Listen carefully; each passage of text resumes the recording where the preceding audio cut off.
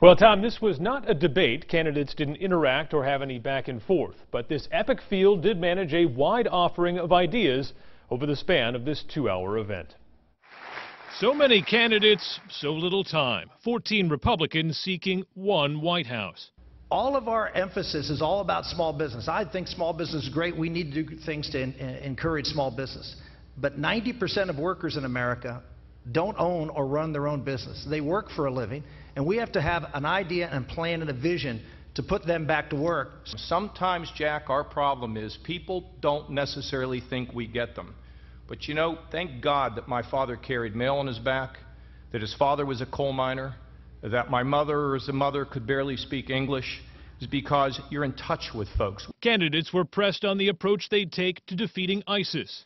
You're going to need more troops in Iraq. I've been to Iraq and Afghanistan 35 times. I humbly ask you to make me Commander-in-Chief of the finest fighting force on the planet. I would take the advice of the military very seriously. We need a strategy first. This president has, for two times, has admitted that we don't have a strategy as it relates to ISIS. It's pretty amazing. Yeah, I think we need special forces. The idea of boots on the ground, I'm not sure that's necessary. There was also talk of balancing security and civil liberties. Or the 19th hijacker, Moussaoui, we had information and we failed to get a warrant. It wasn't that a warrant was denied.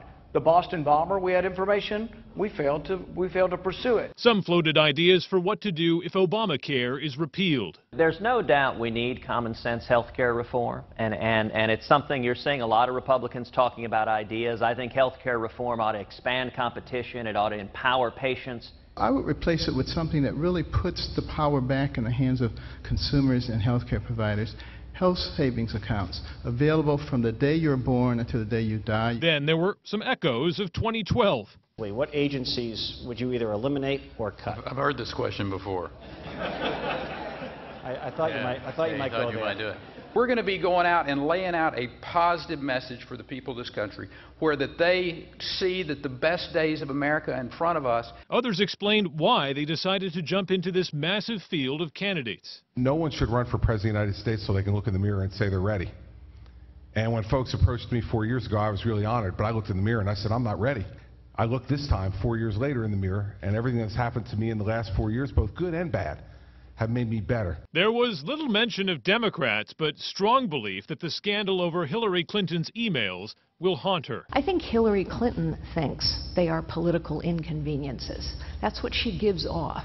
But they are far more than that. She lied about Benghazi. They knew it was a purposeful terrorist attack on the anniversary of 9/11. Some pushed their home state credentials. In our schools, we no longer have seniority or tenure. We can hire and fire based on merit. We can pay based on performance. That means we can put the best and the brightest in our classrooms. Others called out Washington's treatment of veterans. To have a health care system for our veterans that denies them service, where as many as 1/3 of those waiting in line for treatment have died before they even get there, and then an administration that lies about it is completely wrong. On illegal immigration, a hard line. They will have to pass a background check. They will have to pay a fine. They will have to start paying taxes. They will have to learn English. And then in exchange for that, what they will get is a work permit that allows them to legally work in the United States and travel. And that's all they will have for an extended period of time. And in the era of super PACs, some say money in politics isn't going away. Look, I'm for free speech. I'm not for limiting free speech. I think when it comes to campaign finance reform, the best disinfectant is disclosure. Let folks know who's giving the money, and then let it be a contest of ideas. Other than that brief chuckle over Rick Perry facing the same question that stumped him in 2012, this was a pretty buttoned-down affair. But in the bigger picture, a reminder of New Hampshire's importance in the primary process. Adam Sexton, WMUR News 9.